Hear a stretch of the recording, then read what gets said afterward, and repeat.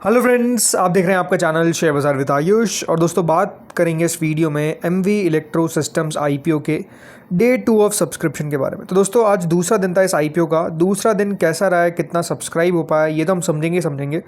But ये भी जानेंगे कि दोस्तों फाइनल डे कितना सब्सक्रिप्शन आप एक्सपेक्ट करके चल सकते हैं। मतलब वो कौन सी कैटेगरी होगी जो सबसे बेस्ट कैटेगरी होगी फॉर अलॉटमेंट, ये समझेंगे इस वीडियो में। जानेंगे टोटल सब्सक्रिप्शन कितना आ सकता है। तो वीडियो को आप लोग देखिएगा पूरा। लेकिन उससे पहले अभी तक अगर आपने चैनल को सब्सक्राइब नहीं किया है और पहली बार विजिट किया है तो ज़रूर सबसे आप लोग चैनल को सब्सक्राइब कर लीजिएगा। तो दोस्तों, एमवी इलेक्ट्रो सिस्टम, जैसा मैंने कहा, इशू का दोस्तों आज दूसरा दिन था और दूसरा दिन भी समाप्त हो चुका है। अब एक और दिन बचा है जो होगा 3 अगस्त यानी मंडे, जब आप इस आईपीओ में पैसा लगा पाएंगे।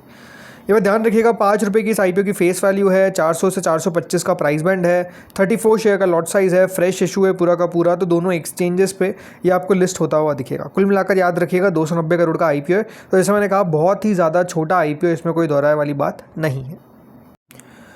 देखिए, आज का सब्सक्रिप्शन जानने से पहले समझते हैं कि पहले दिन क्या हुआ था। तो देखिए, पहले दिन 87% क्यूआईबी ने भरा था, 4 गुना एचएनआई ने भरा था, जिसमें 2.89 time big HNI, small HNI ने 6 गुना। रिटेल कैटेगरी जो थी वो लगभग दोस्तों 12.68 टाइम सब्सक्राइब हो गया था। तो टोटल मिलाकर ये IPO with in first day लगभग 4 गुना सब्सक्राइब हो गया था। नहीं, पहले दिन के अंदर ही आपको सब्सक्रिप्शन जो है वो अच्छा आता हुआ दिखा था। अगर 4 गुना इशू भर रहा है तो इसका मतलब ये कि इशू को सब्सक्रिप्शन तो अच्छा मिला है ऑन द फर्स्ट डे। ये बात सही है कि आईपीओ का साइज़ छोटा है, बट स्टिल 4 गुना अपने आप में कोई कम वाली बात नहीं है। हाँ, पैसा आ गया है। लेकिन आज के दिन क्या हुआ है, सेकंड डे क्या हुआ, ये आप देखिए। तो देखिए, सेकंड डे क्यूआईबी पोर्शन लगभग 1 गुना के आसपास ही रहा है। मतलब कह सकते हैं कि क्यूआईबी का पैसा आपको उतना ज़्यादा अभी तक तो आता हुआ देखने को नहीं मिला है। क्यूआईबी ने इस आईपीओ में 84 crore rupees as of now दोस्तों लगाए। अभी आप कह सकते हैं कि देखिए क्यूआईबी का पैसा ज़्यादा नहीं आया है, लेकिन हाँ 2 दिन ही हुए हैं। तो अभी फाइनल डे बचा हुआ है, विच इज़ डे 3। और डे 3 को ही दोस्तों हमको पता चला कि आईपीओ में कितना पैसा आपको क्यूआईबी का आता हुआ दिख रहा है। वो ही याद रखिएगा, अपने आप में इंपॉर्टेंट डे है। इसके अलावा डे 2 डे 3 के अंदर जितना ही पैसा आएगा क्यूआईबी का, वो ज़्यादा मैटर करेगा। और ठीक ठाक पैसा यहाँ पर आप कह सकते हैं क्यूआईबी का आ जाएगा। मतलब 100 गुना तो क्यूआईबी कैटेगरी सब्सक्राइब हो जाएगी। उसके आगे कितना होता है देखने वाली बात है। ये ऐसा नहीं कि देखिए इस आईपीओ में आपको क्यूआईबी का 1-2 लाख करोड़ रुपये आता हुआ दिखेगा, ऐसा आईपीओ नहीं है ये। हमेशा एक बात ध्यान रखिए, साइज़ के हिसाब से डिपेंड करता है कि कितना पैसा आ रहा है। बट इस आईपीओ के अंदर जो लग रहा है मुझे ये है कि हाँ, क्यूआईबी 100 गुना तक भर देंगे। उसके ऊपर कितना जा पाएगा, मतलब कि 150 टाइम्स को भी क्रॉस कर पाएगा, ये देखने वाली बात है, जिसका थोड़ा मुझे डाउट है। एचएनआई कैटेगरी पे आते हैं। एचएनआई पोर्शन देखिए, लगभग 16.76 टाइम टोटल सब्सक्राइब हो चुका है। इसका मतलब ये है कि लगभग 728 करोड़ रुपए दोस्तों अभी तक आपको आते हुए दिखे। इसमें जो बिग एचएनआई कैटेगरी है वो सब्सक्राइब हुई है लगभग 13.49 टाइम्स। इसका मतलब ये है कि बिग एचएनआई के द्वारा दोस्तों इस आईपीओ में अभी तक 391 करोड़ रुपीज़ जो है वो लगाए गए। ठीक है, 390 करोड़ रुपये जो है वो लगाए गए हैं बिग एचएनआई के द्वारा।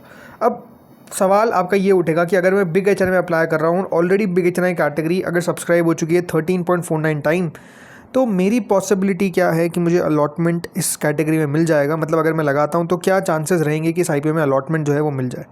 देखो, 13.49 का मतलब ये कि बिग एचएनआई में अभी लगभग 2.58 में से एक को अलॉटमेंट मिलता हुआ दिख रहा है। लेकिन अभी तक दोस्तों पैसा जो है वो बिग एचएनआई की तरफ से कह सकते हैं थोड़ा भी नहीं आया है। 390 करोड़ रुपये कुल मिलाकर हमको आता हुआ दिखा है। कम से कम 5,000 करोड़ रुपए तो बिग एचएनआई लगाएगा। मैं कम से कम कह रहा हूँ, बिकॉज बिग एचएनआई देखा जाए तो दोस्तों यहाँ पर काफ़ी पैसा लगाता है। जैसे कि अभी ये जो आईपीओ गया इंडो एमआईएम का, राइट, इसके अंदर बिग एचएनआई ने जो पैसा लगाया था वो था दोस्तों लगभग अराउंड कितना 20-21 करोड़ के आसपास था। मैं तो 5,000 ही कह रहा हूँ। 5,000 क्यों कह रहा हूँ, रीज़न क्योंकि छोटा आईपीओ तो हो सकता है कि बिग एचएनआई उतना इंटरेस्टेड ना हो, बट लगा भी सकता है। मतलब बिग एचएनआई को मैं लेकर मैं क्या ही कहूँ। लेकिन हाँ, अभी तक दोस्तों 391 करोड़ रुपीज़ आए, राइट, और 391 करोड़ रुपीज़ आए। और मैं कह रहा हूँ कि 5,000 करोड़ रुपये भी अगर आ गया तो ये बात ध्यान रखिए वो ऑलमोस्ट 172 टाइम्स हो जाएगा। तो मेरे हिसाब से देखिए बिग एचएनआई के द्वारा इस आईपीओ में कम से कम 200 गुना तक सब्सक्राइब किया जा सकता है। कोई बड़ी बात नहीं है।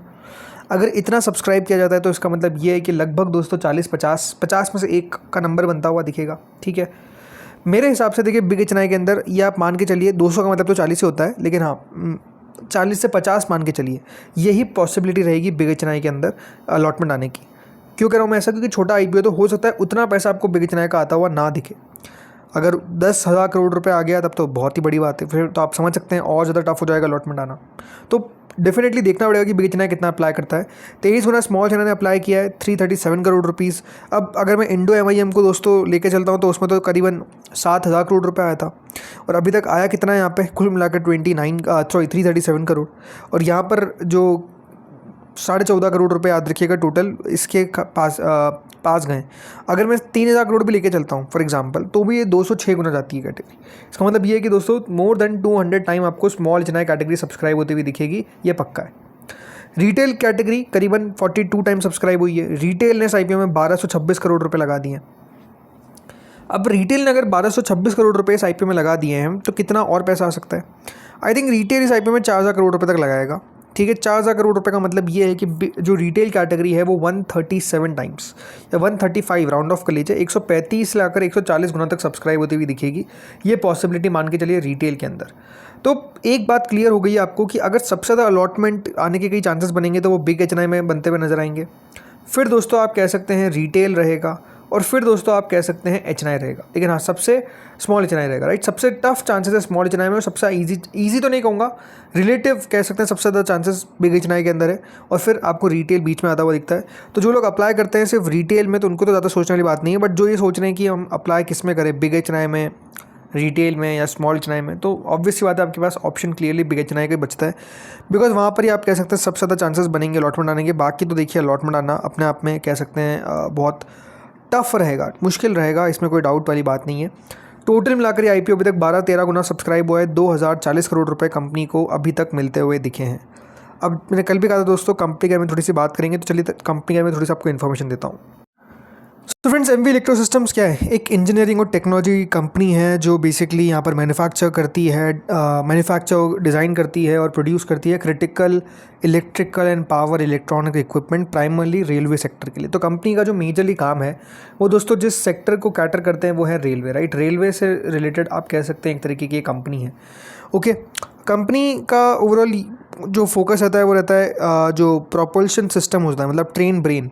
तो ये कंपनी क्या है, इसका जो फ्लैगशिप प्रोडक्ट है, इसमें कंपनी बेसिकली यहाँ पर इंडिजीनियस डेवलप करती है और इंसुलेट करती है, मतलब इंसुलेटेड गेट बायपोलर ट्रांजिस्टर जो IGBT होता है, ये कंपनी बेसिकली बनाती है। और 3 फेज ड्रिवन प्रोपल्शन ब्रेन होता है ऑफ इलेक्ट्रिक लोकोमोटिव्स, जिसमें कंपनी हाई वोल्टेज पावर को फ्रॉम ओवरहेड लाइंस कन्वर्ट करती है into regulated electricity to control train speed and traction motors, right. तो इस तरीके का कंपनी का काम है। पॉजिटिव इस कंपनी को लेकर ये है कि दोस्तों इस कंपनी की ऑर्डर बुक बहुत ही रोबस्ट है। मोर देन 920 करोड़ के आसपास का कंपनी का ऑर्डर बुक है। यानी आप कह सकते हैं कि जो कंपनी का करंट ओवरऑल रेवेन्यू है FY 26 के हिसाब से, तो 18 टाइम्स की रेवेन्यू विजिबिलिटी है। इसके अलावा दोस्तों यहाँ पर कह सकते हैं हाई एंट्री बैरियर्स है इस बिज़नेस को लेकर, मतलब आसान नहीं है इस बिज़नेस के अंदर आपको एंट्री लेना, क्योंकि देखिए कंपनी एक बहुत रेगुलेटेड डिफेंस ऐसे जोन में काम कर रही है, तो नो डाउट इसके अंदर एंट्री लेना उतना आसान नहीं है दूसरे प्लेयर्स के लिए। इस कंपनी को टेक्नोलॉजिकल एज है, बिकॉज कंपनी याद रखिएगा one of the few domestic entities है जो कैपेबल है of manufacturing safety critical IGBT based 3 phase driven propulsion system, जो मैंने ट्रेन ब्रेन बताया आपको, ये बहुत मुश्किल से कंपनीज कर पाती है, तो इनके पास उसका एज काफ़ी ज़्यादा है। बाकी कोई भी ऑफर फॉर सेल नहीं है, और कह सकते हैं यहाँ पर ये सारे मेजर पॉजिटिव है। नेगेटिव क्या है? नेगेटिव ये कि फाइनेंशियल्स कंपनी के ख़राब है, मतलब अपने आप में आप पैथेटिक कह सकते हैं, काफ़ी ख़राब है। कंपनी का जो रेवेन्यू है वो मात्र आपको 50 करोड़ का देखने को मिलता है, उसके सामने कंपनी 12 करोड़ से ज़्यादा का घाटा कर देती है। तो आप नंबर्स को कह सकते हैं कि अपने आप में एक्सट्रीमली पुअर वाली कैटेगरी पे है। लेकिन हाँ, ये है कि हाँ कंपनी के नंबर्स आगे जाकर सुधर सकते हैं, रीज़न रेवेन्यू विजिबिलिटी है। क्लाइंट कंसंट्रेशन काफ़ी ज़्यादा एक्सट्रीम है, 76% याद रखिए इनका जो ऑपरेशनल रेवेन्यू है वो सिंगल कस्टमर पे आता है, और वो कौन है? Indian Railways. तो अगर इनको उनसे ऑर्डर मिलना बंद हो गया तो कंपनी ठप पड़ जाएगी, बिकॉज रेवेन्यू वहीं से आता हुआ दिख रहा है, तो वो एक नेगेटिव है। कैश फ्लोज कंपनी के नेगेटिव है। IPO की प्राइसिंग आप कह सकते हैं कि एग्रेसिव नज़र आती है because of the valuation, but ठीक है उसको छोड़ देते हैं। बाकी कैपेसिटी यूटिलाइजेशन भी कंपनी का थोड़ा सा लो रहा है, जो थोड़ा सा दिक्कत वाली बात है। बाकी देखिए कंपनी को लेकर इतना ट्रैक्शन की रीज़न भी जैसे मैंने बताया कि ज़्यादा कंपनीज आपको अवेलेबल नहीं है जो ऐसा काम करती है, मुश्किल से आपको एंट्री मिलती है। तो जिस प्रकार का दोस्तों इंडिया का रेलवे आप एक्सपांड होता हुआ देख रहे हैं, राइट, इसके अंदर नई नई टेक्नोलॉजी आ रही है, तो MV इलेक्ट्रो सिस्टम के पास काफ़ी काम आएगा, ये एक्सपेक्टेशन है। इसलिए कंपनी की ऑर्डर बुक भी अपने आप में इतनी रोबस्ट है, तो वो एक बड़ा पॉजिटिव नज़र आता है कंपनी के लिए। बाकी ये है कि हाँ पैसा बन सकता है लिस्टिंग पर, इसमें कोई डाउट नहीं है। GMP लगभग 133 रुपीज़ के आसपास चलती हुई देखने को मिल रही है, तो वो सारी चीज़ें हैं। सो देखते हैं यहाँ पर क्या होता है, कितना फाइनल सब्सक्रिप्शन आता है। याद रखिएगा जो मंडे को 2:30 में फाइनल डिसीजन का वीडियो लेकर आएंगे, जिसमें हम बात करेंगे कितना टोटल उस समय तक सब्सक्राइब हो जाएगा QIB के द्वारा, तो वो भी आपको डिटेल जो है वो बेसिकली मिल जाएगी। तो दोस्तों इस वीडियो में तो इतना ही था। होपफुली आपको वीडियो बढ़िया लगा होगा। अगर अच्छा लगा तो लाइक कर देना, चैनल से पहली बार जुड़े सब्सक्राइब कर देना। Thank you friends watching this video.